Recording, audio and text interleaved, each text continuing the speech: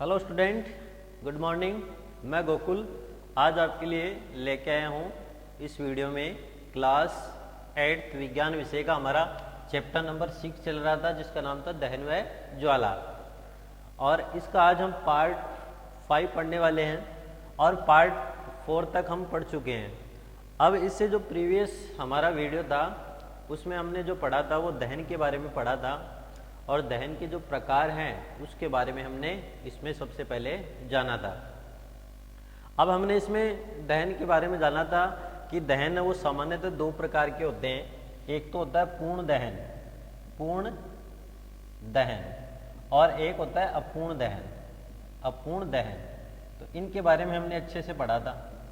पूर्ण दहन क्या होता है और अपूर्ण दहन क्या होता है। यानी जब भी कोई पदार्थ है उसको जलाया जाता है, जब पदार्थ को जलाते हैं तो जलाने पे वो नीली ज्वाला के साथ जलता है।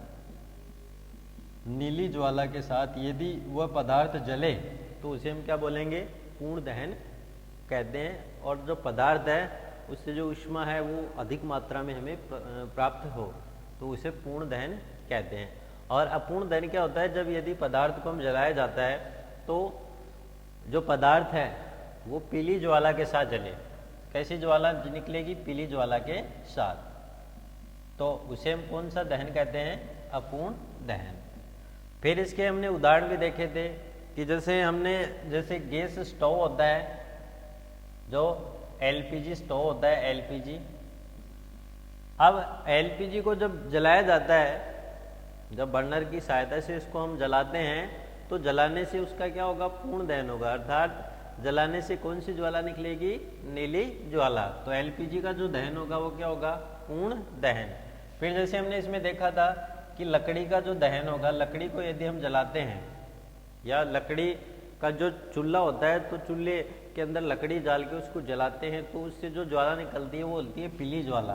तो लकड़ी का जो दहन होता है वो क्या होता है, अपूर्ण दहन। तो ये हमने जो प्रीवियस वीडियो था उसके अंदर हमने देख लिया था। अब हम एक चीज देखते हैं इसमें कि दहन के प्रकारों के बाद हम देखते हैं कि सामान्यतः जो त्योहार आते हैं, जैसे होली दीपावली है सामान्यतः, तो त्योहारों के समय में हम खुशियां मनाते हैं और पटाखे जलाते हैं। अब जब पटाखे को जलाते हैं तो हमें पता है कि पटाखों के अंदर क्या होता है, बारूद होता है। क्या होता है, बारूद।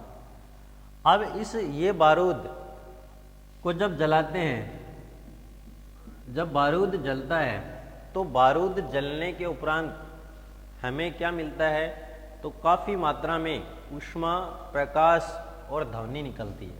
क्या निकलती है, ऊष्मा, प्रकाश और ध्वनि। तो जब पटाखों को जलाते हैं तो काफ़ी मात्रा में क्या निकला जाता है, ऊष्मा, प्रकाश और ध्वनि उत्पन्न होती है और काफ़ी मात्रा में गैस निकलती है। तो ऊष्मा निकलेगी और काफ़ी मात्रा में गैसें निकलेंगी, विषैली होती है गैसें, और जिनका जो सामान्यतः फेफड़े होते हैं उनके ऊपर विपरीत प्रभाव पड़ सकता है। तो इसलिए हमें चाहिए कि जो त्योहारों का समय है उस स्थिति में जो पटाखे हैं वो कम से कम जलाए जाए, जितना हो सके उतना कम हमें जलाने चाहिए। तो पटाखों के जलाने से ऊष्मा, प्रकाश, ध्वनि निकलती है, उसके साथ साथ क्या उत्पन्न होती है, गैस उत्पन्न होती है। और ये जो अभिक्रिया होती है तो इस अभिक्रिया को हम क्या बोलते हैं, विस्फोट बोलते हैं। कौन सी अभिक्रिया बोलते हैं, विस्फोट अभिक्रिया। ये अभिक्रिया क्या कहलाती है, विस्फोट कहलाती है। यानी विस्फोट जब होगा बारूद में तो ऊष्मा, प्रकाश, ध्वनि और गैस निकलती है और ये विस्फोट अभिक्रिया कहलाती है। और ये जो अभिक्रिया होती है इसका जो सामान्यतः यदि उपयोग देखा जाए तो जैसे चट्टानें होती है, बड़ी बड़ी चट्टानें, तो उन चट्टानों को तोड़ने के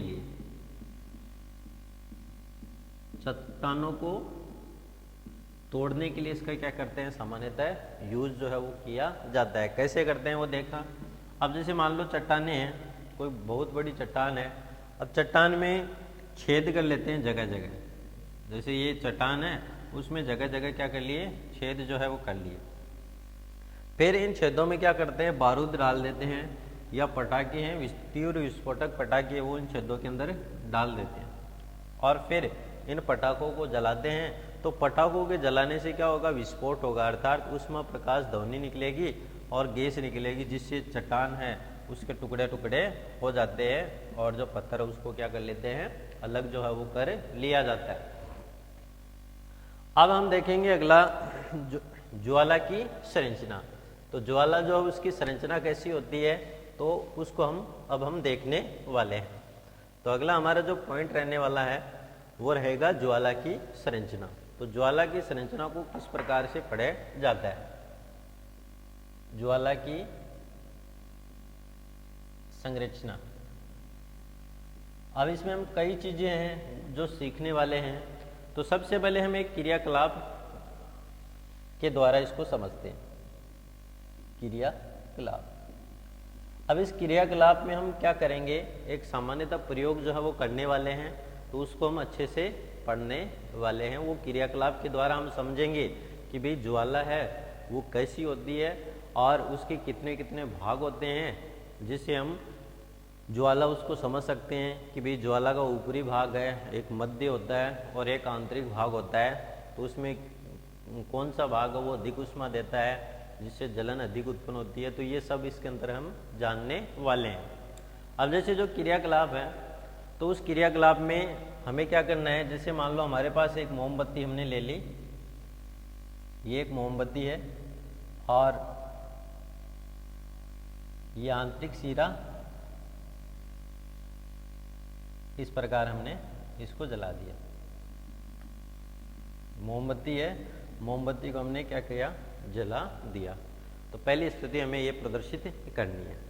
सेकंड हमें इसमें लेना है लगभग 5 सेंटीमीटर, क्या लेना है, 5 सेंटीमीटर, 4 से 5 सेंटीमीटर कांच की नली लेनी है। ठीक है, एक लेनी है कांच की नली। अब हमें क्या करना है, उस कांच की नली को, जैसे मान लो हमारे पास ये कांच की नली है और इस कांच की नली को एक संडासी के द्वारा, जैसे हमारे पास एक संडासी है और इस संडासी के द्वारा इसको बीच से पकड़ लेना है। जैसे ये, चलो इसको यहाँ दर्शा देते हैं, ये कांच की नली है और ये हमने एक मान लो संडासी यहाँ पे लगा दी। ठीक है, अब ये संडासी से इसको क्या करना है, बीच से पकड़ लेना है। फिर क्या करना है, इसका एक सिरा, जैसे मान लो ये सिरा या ये सिरा, जो भी हमें अच्छा लगे, एक सिरा, इस जो नली हमने कांच की ली है, इस नली का एक सिरा जो है मोमबत्ती की अकंपित ज्वाला के अदीप क्षेत्र में, अकंपित ज्वाला के अदीप क्षेत्र में रखना है। ठीक है, ये सिरा है, वो ये मोमबत्ती है, मोमबत्ती जो है उसकी ज्वाला, ये यहाँ से ज्वाला है, उसका अकंपित, अकंपित का मतलब क्या होता है, ना हिले डुले या हिलना डुलना नहीं चाहिए। जैसे मान लो ये मोमबत्ती की ज्वाला है, वो एकदम सीधी ऊपर जा रही हो, ऐसे हिले डुले नहीं, या इसमें हवा है तो हवा से हमें पता है कि मोमबत्ती की ज्वाला हिलती डुलती है, तो वो हिले डुले नहीं, इसका मतलब वो अकंपित ज्वाला का अदीप्त क्षेत्र जो है उसके अंदर हमें क्या करना है, इस मोमबत्ती के अदीप्त क्षेत्र में हमें इस जो नली हमने कांच की नली ली है, इस कांच की नली को का एक सिरा इसके ऊपर लेके आना है। अब हम देखते हैं दूसरा जो सिरा है कांच की नली का, दूसरा सिरा के निकट एक जलती हुई माचिस की तिल्ली लगाइए। अब जैसे मान लो हमने यहाँ पे ये जैसे इस प्रकार मान लो, इसको थोड़ा सा ऐसा कर देते हैं, ये हमने लगा दिया और ये जो सेकंड सिरा है उसके ऊपर जलती हुई माचिस की तिल्ली लानी, क्या लेके आनी है, जलती हुई माचिस की तिल्ली, और इसके अंदर हमने क्या भर दिया, मोम भर दिया। इसके अंदर ये नली है, एक सिरा, इसको हमें क्या करना है, गर्म करना है, और अंदर हमने क्या भर दिया, मोम जो है मोम अंदर भर दिया, और एक जलती हुई माचिस की तिल्ली जो है वो, ये जो नली हमने ली है इस नली के जो सेकंड सिरा है उसके पास हमें लेके आनी है। उसके बाद में हम देखते हैं कुछ समय पश्चात हम क्या देखते हैं कि यहाँ जो है यहाँ पे ज्वाला, पहले क्या होगा, धुआं उत्पन्न होगा और धुआं उत्पन्न होने के पश्चात कुछ समय पश्चात यहाँ पे जो ज्वाला उत्पन्न होने लगती है, क्योंकि यहाँ जो मोम है वो यहाँ से गर्म होगा और गर्म होगा तो यहाँ यदि हम जलती तिल्ली लेके आते हैं तो ये मोम गर्म होने के कारण क्या होगा, इसमें पहले धुआं निकलेगा और धुआं, हल्का सा धुआं निकलने के पश्चात उसके अंदर आग लग जाएगी, अर्थात जो ज्वाला है वो यहाँ से पिघलने या ज्वाला यहाँ से क्या होगी, निकलने लग जाएगी। अब क्यों लगेगी, तो ये भी हमें पता होना चाहिए, क्योंकि ये जो अंदर हमने मोम डाला है, अब ये मोम क्या होगा, इस मोमबत्ती की यहाँ से ज्वाला गई और अंदर जो मोम है वो क्या होगा, गर्म होगा। अब गर्म होगा तो मोम जब गर्म होगा फिर जलती यदि माचिस की तिल्ली इस सिरे के ऊपर लेके आते हैं तो यहाँ पे क्या ज्वाला उत्पन्न होती है। वो किसके कारण होता है, मोम के गर्म होने के कारण ये सब घटना होती है। तो इस प्रकार हम इस क्रियाकलाप के द्वारा ये समझ सकते हैं कि जो ज्वाला है वो किस प्रकार से उत्पन्न की जा सकती है, एक सामान्यतः प्रयोग के द्वारा। तो इस प्रकार हम इसमें जो ज्वाला है उसकी जो सामान्यतः संरचना है उसको अच्छे से समझ सकते हैं। फिर उसके बाद में हमें जो आगे पढ़ना है तो कई छोटी छोटी चीज़ें हैं वो हम इसमें साथ सीखते हुए चलने वाले हैं। अब हमने ये एक क्रियाकलाप है उससे हमने इसको जो सामान्यतः वो पढ़ लिया है। उसके बाद में हमें कुछ चीज़ें ध्यान में रखनी है। जैसे हम बोल सकते हैं कि जब दहन होता है तो दहन के समय जो पदार्थ वाष्पित होते हैं, जो पदार्थ वाष्पित होते हैं, जैसे हमने मोम लिया, वो मोम क्या होगा, जैसे उसका दहन करते हैं, उसको हल्का सा गर्म करते हैं तो मोम क्या हो जाएगा, वाष्पित हो जाएगा। और जब वो वाष्पित होगा तो हमने माचिस की तिल्ली लेके आए, अब माचिस की तिल्ली लेके आए तो वो क्या होगा, उसमें ज्वाला उत्पन्न होती है। क्या उत्पन्न होती है, ज्वाला उत्पन्न होती है। तो इस प्रकार हम ज्वाला है वो उत्पन्न कर सकते हैं। तो एक चीज़ तो हमें इसके अंदर ये अच्छे से ध्यान रखना है कि दहन के समय जो पदार्थ वाष्पित होता है वो क्या होता है, ज्वाला। तो हमने पीछे भी देखा था, जैसे मान लो केरोसिन है तो केरोसिन को हमने एक पात्र में लिया था। अब केरोसिन को जब पात्र में लेते हैं तो इसको यदि कमरे के ताप पे रख देते हैं तो उसमें आग नहीं उत्पन्न होती है। फिर जैसे मान लो हमने उसको थोड़ा सा गर्म किया कमरे के ताप से कुछ अधिक ताप पर, जैसे हमने 30 से ऊपर उसको थोड़ा गर्म किया, तो गर्म करने के उपरांत हम क्या देखते हैं कि कुछ समय के पश्चात ये जो तेल है जो हमने पात्र में रखा है तो उस केरोसिन के तेल में क्या लग जाती है, आग जो है वो लग जाती है। तो इस प्रकार हम बोल सकते हैं कि दहन के समय जो पदार्थ वाष्पित होते हैं तो किसका निर्माण करते हैं, ज्वाला उत्पन्न करते हैं। इसी प्रकार एक उदाहरण हमने देखा था, जैसे मिट्टी का तेल और जो मोमबत्ती है तो उसको यदि हम साथ साथ ऊपर उठाते हैं तो दहन के समय वाष्पित होकर ज्वाला का निर्माण करते हैं। तो हमने मोम का उदाहरण देखा और जो मिट्टी का तेल है उसका उदाहरण है, उसके द्वारा इसको हमने भी जाना है या समझा है। अब उसके बाद में हम देखते हैं कि जैसे लकड़ी का कोयला है, जैसे सामान्यतः लकड़ी का कोयला, अब ये जो लकड़ी का कोयला है, अब इसको यदि हम ज्वाला देते हैं तो ज्वाला देने के कारण अब ये अर्थात हम बोलते हैं कि भाई ये कोयला है, उसको हमने क्या किया, नीचे से गर्म किया तो ये वाष्पित नहीं होगा। क्या नहीं होगा, वाष्पित नहीं होगा। और जब वाष्पित नहीं होता है तो ज्वाला उत्पन्न नहीं करता है, ज्वाला उत्पन्न नहीं करता है। तो ये आपको दो चीजें ध्यान में रखनी है कि जो पदार्थ वाष्पित होता है वो कुछ समय पश्चात ज्वाला उत्पन्न करता है और जो पदार्थ वाष्पित नहीं होगा वो ज्वाला उत्पन्न नहीं करता है। तो ये दो चीजें हमें है वो इसके अंदर अच्छे से समझनी है। यदि हम इसको उदाहरण के तौर पे समझे तो। अब हम देखते हैं, जैसे जो मोमबत्ती है तो मोमबत्ती की ज्वाला के रूप में हम इसको पढ़ते जाते हैं कि जब मोमबत्ती की ज्वाला स्थिर हो, जब मोमबत्ती की ज्वाला स्थिर हो, यदि मोमबत्ती की ज्वाला स्थिर होती है तो उस स्थिति में देखो क्या होता है कि ज्वाला के दीप क्षेत्र में एक स्वच्छ कांच की प्लेट, अब जैसे हमने वही एक क्रियाकलाप मान लो चाहे एक प्रयोग मान लो, ये मोमबत्ती लेनी है। अब इसे मोमबत्ती को हमें हल्का सा ऐसे जला लेना है, ठीक है। ये हमने मोमबत्ती ली, इसको हमने जला लिया। हमें करना क्या है, इसका जो दीप क्षेत्र में एक स्वच्छ कांच की प्लेट, जैसे मान लो ये हमारा दीप क्षेत्र है इस मोमबत्ती का, ये ठीक है। इसमें हमें क्या करना है, ये कांच की प्लेट है वो लेके आनी है ऐसे, ठीक है। ये कांच की प्लेट है और ये कांच की प्लेट उसके जस्ट ऊपर हमें रखनी है। ये मोमबत्ती जल रही है, एक कांच की प्लेट है उसके जस्ट ऊपर हमें रख देनी है। और इसे क्या करते हैं, या तो हाथ से पकड़ सकते हैं, या हाथ से अगर यदि गर्म होती है तो हम संडासी जो आती है उस संडासी का यूज कर सकते हैं।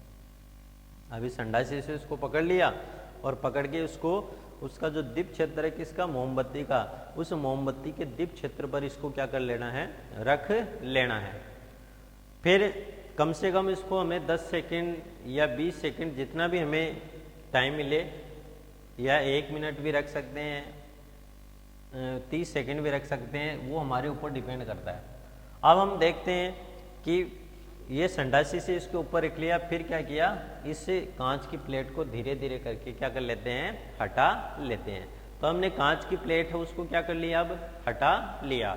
तो हटाने पर हम देखते हैं कि जो कांच की प्लेट जो हमने ली है, उस कांच की प्लेट के ऊपर, जैसे ये जो प्लेट है उसके ऊपर एक काला धब्बा सा बन जाता है, इस प्रकार काला धब्बा बन जाता है। अब ये काला धब्बा कैसे बनता है, या काली वलय, वलय लिख सकते हो, या काला धब्बा बन जाता है। अब ये काला धब्बा क्यों बना, तो इसके पीछे क्या कारण है, तो वो हम इसमें जानते हैं। क्योंकि ये इसके कारण बना कि जैसे जो ज्वाला का दीप क्षेत्र रहता है, जब मोमबत्ती को जलाते हैं तो मोमबत्ती की जो ज्वाला निकलती है उसका दीप क्षेत्र होता है। तो ये जो दीप क्षेत्र है वो उससे जो कार्बन के कण होते हैं, किसके कण, कार्बन के कण, और ये जो कार्बन के कण है वो यहाँ पे आके चिपक जाते हैं। और हम देखते हैं कि कुछ स्थान पे जब कार्बन के कण यहाँ पे चिपक के व्यवस्थित हो जाएंगे तो क्या होगा, वहाँ पे एक वलय और एक या फिर धब्बा है उसका निर्माण हो जाएगा। तो ये भी हम देखते हैं एक प्रयोग के द्वारा कि मोमबत्ती है उसको जलाते हैं और एक कांच की प्लेट या स्लाइड है वो उसके ऊपर रखते हैं, तो कुछ समय पश्चात हम देखते हैं कि यहाँ पे काली वलय या धब्बा बन जाता है। ये काली वलय या धब्बा किसका कारण है, क्योंकि जब मोमबत्ती में जो मोम का दहन होता है तो उससे जो निकलने वाले कार्बन के कण है वो कार्बन के कण यहाँ पे एकत्रित हो जाते हैं, और उन कार्बन के कणों के कारण ये जो धब्बा है वो हमें दिखाई देता रहता है। तो इस प्रकार हम देख सकते हैं कि ये जो प्रयोग है तो इसमें कार्बन के कणों के कारण जो धब्बा है वो कैसे बनता है। उसके बाद में हमें एक दो चीज़ें और ध्यान रखनी है। यदि एक जो पतला तार है, अब ये हमने सेकंड प्रयोग किया, थर्ड जो प्रयोग हम करते हैं उसमें हम क्या करते हैं, जैसे मान लो मोमबत्ती हो, मोमबत्ती को जला दिया, जब मोमबत्ती है ये ऊपर से जल रही है, फिर हमें क्या करना है, जैसे मान लो मैंने ये पेन ले लिया, अब इसको हमने क्या मान लिया, एक तांबे का पतला तार है, ठीक है। अब तांबे के पतले तार को हाथ से पकड़ लो या किसी उपकरण से इसको पकड़ लेना है, ताकि हमें जब ये गर्म हो तो गर्म ना लगे, इसलिए इसे हमें संडासी से भी पकड़ सकते हैं। अब क्या करना है, ये जो तार है इस तार को ये जो मोमबत्ती की ज्वाला है इसके ऊपर हमें क्या करना है, रखना है, ठीक है। अब इस मोमबत्ती की ज्वाला पर जब इस तार को रखा जाता है तो हम क्या देखते हैं कि कुछ समय पश्चात जो तार हमने यहाँ पे रखा है उसके जस्ट आगे का जो सिरा है वो क्या हो जाएगा, लाल हो जाएगा, अर्थात रक्त तप्त हो जाएगा। तो वो क्यों हुआ, क्योंकि जब तार को गर्म किया जाता है तो गर्म करने से वो क्या हो जाता है, सामान्यतः लाल है वो हो जाता है। तो इस प्रकार हम इस प्रयोग को भी अच्छे से समझ सकते हैं। अब हम देखते हैं कि ये प्रयोग कैसे करते हैं कि एक पतला जो तार है वो पतला तार लेना है और उसको मोमबत्ती जो है उसके अधिक क्षेत्र में पकड़ के रखना है। और हम देखते हैं कि पकड़ के रखते हैं तो जो तार का हिस्सा, यानी जैसे ये हिस्सा है तार का, जो तार का हिस्सा क्या है इस मोमबत्ती के जस्ट ऊपर है वो तो लाल नहीं होगा और उसके आगे का कुछ हिस्सा धीरे धीरे क्या हो जाता है, लाल हो जाता है। तो हम देख सकते हैं कि जो ज्वाला के अधिक क्षेत्र का ताप बहुत अधिक होता है। तो ये चीज आपको ध्यान रखना है, ज्वाला के अदीप्त क्षेत्र का ताप अधिक होता है। जो अदीप्त क्षेत्र होता है उस अदीप्त क्षेत्र का ताप क्या होगा, अधिक होता है। तो इसलिए ज्वाला का ये भाग सबसे अधिक गर्म होगा, सबसे अधिक गर्म। अब देखो इसमें आपको क्वेश्चन ये पूछा जा सकता है कि ज्वाला का एक तो होता है दीप्त क्षेत्र और एक होता है अदीप्त क्षेत्र। तो ज्वाला का कौन सा क्षेत्र का ताप अधिक होता है, तो अदीप्त क्षेत्र। और पूछा जा सकता है कि ज्वाला के कौन सा जो भाग होता है वो सबसे अधिक गर्म होता है, तो सबसे अधिक जो गर्म वाला भाग होता है वो कौन सा क्षेत्र होता है, अदीप्त क्षेत्र होता है जो सबसे गर्म होता है। अब उसके बाद में हम बात करते हैं, एक सामान्य उदाहरण लेते हैं। जैसे आपने सुनार है तो सुनार के बारे में सुना होगा या फिर उनकी दुकान पे आप गए होंगे। अब जब आप जाते हो, जैसे मान लो कोई चांदी के आभूषण है या फिर सोने के आभूषण है, चांदी या कोई भी सोने के आभूषण है। अब जब जो सुनार है चांदी या सोने के आभूषणों का निर्माण करता है तो उस स्थिति में वो करता क्या है, एक जो फूंकनी होती है, अब उस फूंकनी को एक ज्वाला है तो ज्वाला का जो भाग होता है ऊपरी भाग, फूंकनी को ज्वाला के ऊपरी भाग पर रखता है। सेम ज्वाला का एकदम ऊपरी जो भाग होता है उस भाग पर रखता है और फिर उस फूंकनी में क्या करता है, फूंक मारता है। अब क्यों मारता है, क्योंकि ज्वाला का सबसे बाहरी भाग अधिक गर्म होता है। अब ऐसा क्यों करता है, क्योंकि ज्वाला का सबसे बाहरी भाग जो अदीप्त होता है, सबसे बाहरी भाग अधिक गर्म होता है।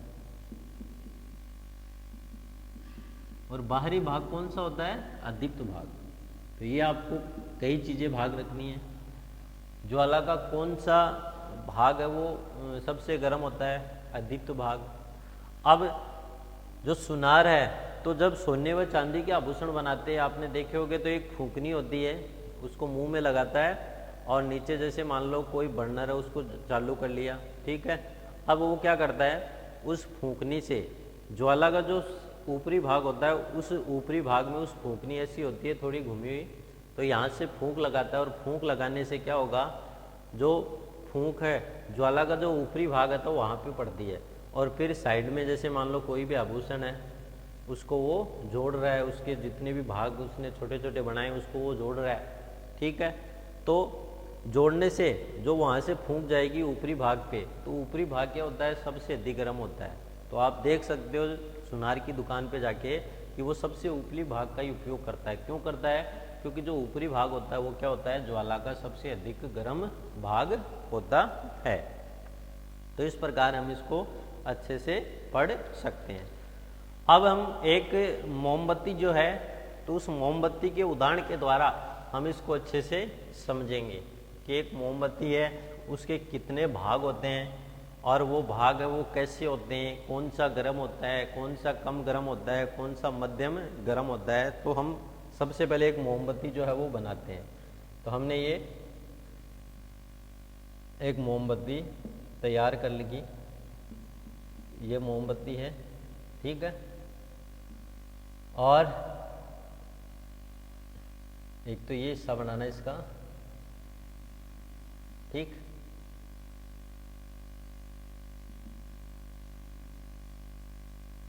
ये सामान्यतः हम एक मोमबत्ती जो है वो बना लेते हैं।